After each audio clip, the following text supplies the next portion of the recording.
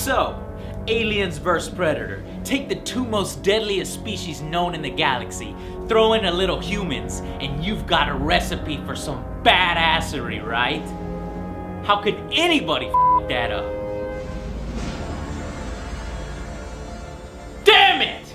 It's a damn shame that you can't talk about AVP now without mentioning the terrible movies. You have to force yourself to find things that you like in them if you're a hardcore fan. At least the second one has a little bit more gore and it has kind of early marine. No! No! Do not do that. We must nuke them from orbit. It's the only way to be sure.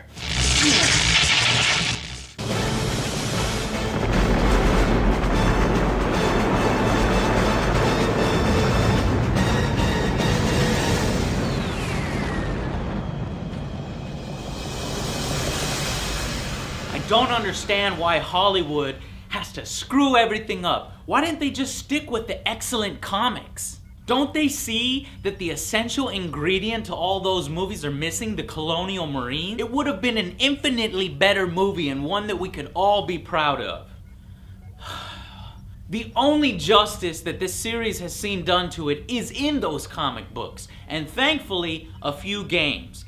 AVP on the Jaguar and the PC in '94 and '99 by Rebellion, and AVP 2 in 2001 by Monolith. Well, finally everybody, we got a new Aliens vs Predator game. So is this new Aliens vs Predator closer to those disappointing movies, or does it bring back memories of nostalgia and help vault this franchise into the future? Let's find out.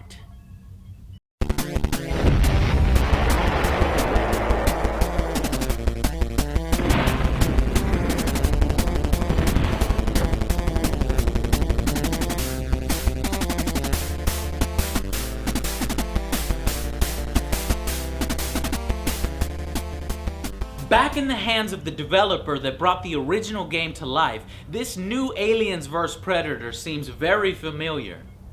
The game offers the same 3 campaign setup, and it took me about 13 to 14 hours to complete, which is pretty good for an FPS as of late. But it could have been because I did a lot of the extra collection hunting. And take note, everybody else, if you're gonna be using these audio tapes as cheap collectibles, then you damn well better be sure that the voice acting is top notch and that the history of the story is interesting to learn about, which it is here. Even now I can't help but admire her, despite all she did to hold us back. 3 times she faced them. 3 times she obstructed our progress. She showed us strength that few possess. If she had only realized the magnificence of what she had sought to destroy. As expected, the Marine and Predator campaigns are excellent. The Marine campaign in particular starts off really exciting, and plus you get this cute little tough Latina hottie, Tequila. Good job, rookie. I guess we're even. How's the head? Come on in and grab yourself a pulse rifle, kid. Who reminds me of the awesome Vasquez. I only need to know one thing.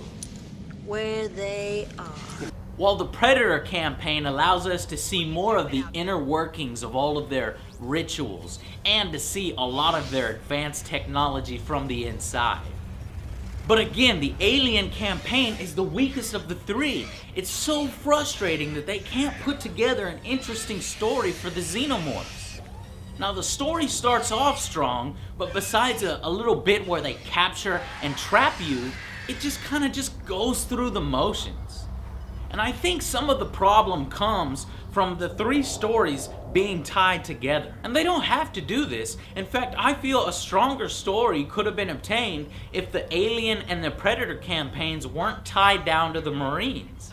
Imagine for a second playing as an alien in a genocide war, red versus black, where the origins of your species is discovered and the 2 forces fight each other over a space jockey ship. Or how about a Predator campaign where a banished loose cannon Predator decides to regain his honor by killing the ultimate foe in the first Predator games. And this is where the title excels. The multiplayer portion embraces these unique gameplay modes in addition to the old mainstays.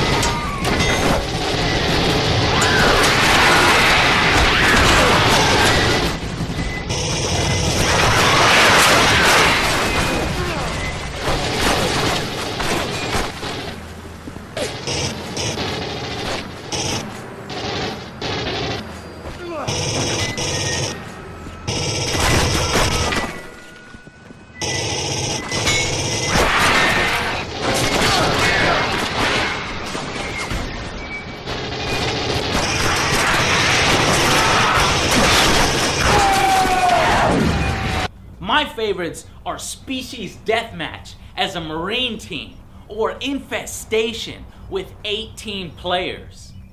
When about 4 or 5 Marines are turned into aliens, all hell breaks loose. And also Survivor co-op mode for 4 Marine players, which makes me excited about Gearbox's upcoming offering Colonial Marines. I know that game's gonna work.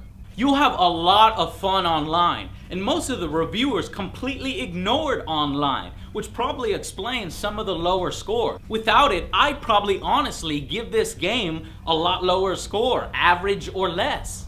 However, currently there is a serious issue with multiplayer. If you have more than 12 players in a round, there's only 2 maps that you can play on, which is utter and it's really putting a serious cap on the fun. They need to seriously open up some of those smaller maps or create.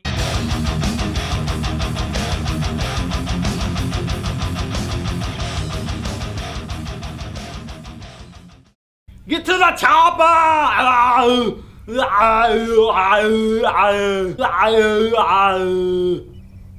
You son of a bitch. Sorry, Arnold. Even though this game hasn't changed for 11 plus years, it shows you the true potential of it all. But now it's time for Rebellion to take that next step and innovate. Which is why I am giving the Aliens vs Predator game a 7 out of 10. In what appears to be the first game in a desired new franchise, it just doesn't do enough to bring in non-fans for me to give it a higher score, even though God knows I want to. However, if you have any amount of love for Predators, Aliens, or my favorite, the Marines, this is an easy buy. This is a great deal with plenty for your money's worth. 3 campaigns with over 13 hours of gameplay and 7 multiplayer modes that should keep you busy for a while. As for the future Rebellion, you got off lucky this time. I was looking forward to showing up at the office with the smart gun.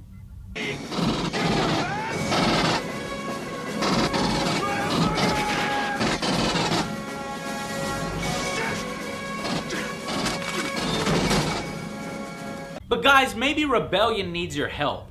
How can they add new, fresh ideas to the sequel if there is one without destroying its core? How can they make the Alien campaign more interesting? What other multiplayer modes can we come up with? Maybe playing as a facehugger in a Marine extraction mode where you're trying to be evac. I'd be more than happy to relay those ideas for you, so leave a comment here and I'll see you guys on the next Angry Joe Show.